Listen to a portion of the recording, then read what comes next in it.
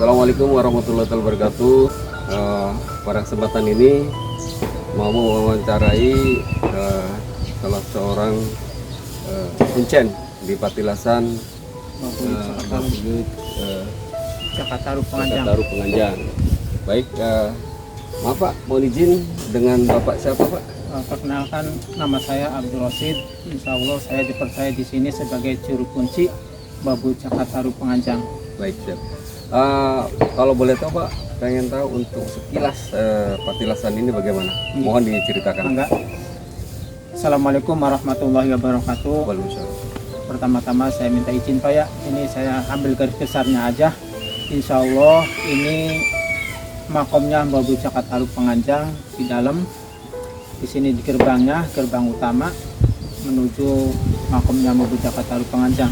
Di wilayah Kabupaten Indramayu, Jawa Barat, di dalamnya terdapat sebuah desa yang bernama Penganjang. Desa Penganjang ini masuk dalam wilayah Kecamatan Sindang yang juga masuk dalam zona Indramayu Kota, pusat pemerintahan Kabupaten Indramayu. Desa Penganjang sendiri, menurut mitologinya didirikan oleh seorang yang bernama Ki Penganjang. Yang istimewa dari desa ini adalah mengenai situs makam Ki Penganjang alias Jakatarup beserta sumur Widodaren yang berlokasi tidak jauh dari makam Ki Jakatarup. Menurut mitologi masyarakat setempat menyatakan bahwa sumur tersebut dahulunya balong atau kolam yang merupakan tempat para bidadari mandi. Nama Penganjang sendiri menurut mitologinya berasal dari kata anjang-anjang, semacam balai atau ranjang yang terbuat dari bambu, di mana tempat itu dahulunya digunakan oleh Ki Penganjang untuk membaringkan anak hasil perkawinannya dengan bidadari tersebut. Jakatarup dalam masyarakat desa Penganjang dianggap sebagai nenek moyang mereka, bahkan diyakini sebagai pendiri desa mereka. Adapun kisah Jakatarup versi Indramayu adalah sebagai berikut. Pada zaman dahulu ada seorang pemuda yang mempunyai keinginan untuk menjadi seorang pengembara. Pemuda itu bernama Jakatarup. Jakatarup adalah seorang pemuda yang bertubuh tegap, gagah dan cerdas.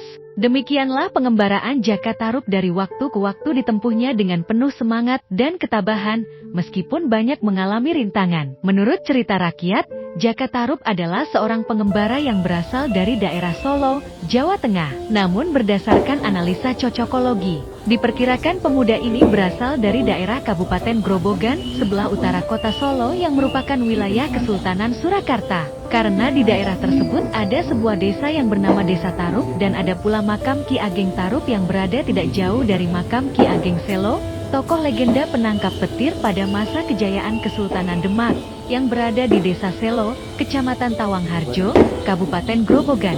Ia sampai ke Indramayu sebelum Syarif Hidayatullah diutus oleh Sultan Demak untuk menyebarkan agama Islam di Cirebon. Karena takdir yang maha kuasa, maka Jakatarup akhirnya sampai ke suatu tempat yang menjadi kisah legenda tak terlupakan, terutama bagi orang-orang Indramayu.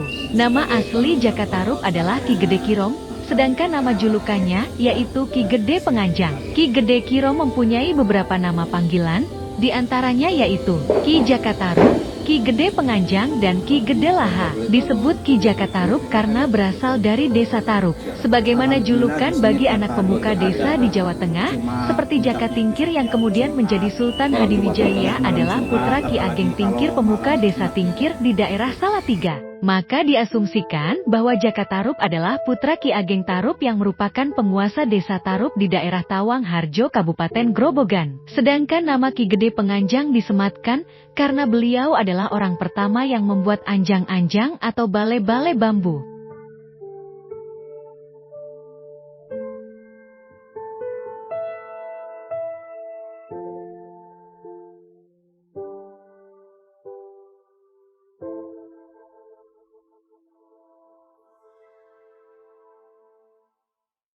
Di tempat pengembaraannya itu, Jakatarup menemukan beberapa bidadari yang sedang bersukaria sambil mandi di sebuah telaga yang bening airnya. Tempat itu bernama Sumur Krapiak. Melihat kejadian itu, Jakatarup berkeinginan untuk menyaksikan lebih dekat agar lebih jelas siapa bidadari-bidadari itu. Ia mulai mengintai dari balik pepohonan yang ada di sekitar sumur. Setelah bidadari itu puas bermain, maka pulanglah mereka ke kahyangan atau langit. Tetapi salah satu dari mereka itu tidak dapat terbang karena baju antrakusumanya hilang. Jaka Tarub senang melihat bidadari itu tidak dapat pergi. Ia sengaja menyembunyikannya dengan tujuan supaya bidadari itu mau dijadikan istri. Kemudian ia menegur dan membujuk bidadari itu agar mau dikawini. Setelah permintaan Jaka Tarub itu dipenuhi, maka sejak saat itu, mereka menjadi sepasang suami istri yang bahagia. Dari istrinya itu, Jaka Tarub dikaruniai seorang anak yang diberi nama Atasangin atau Nawang Asih.